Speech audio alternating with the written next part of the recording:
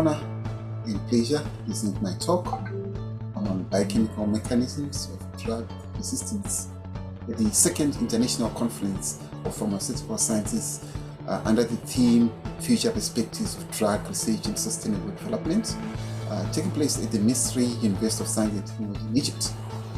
In this talk, I'll share with you the tricks that microbial pathogens and other pathogenic cells use to survive drug threats.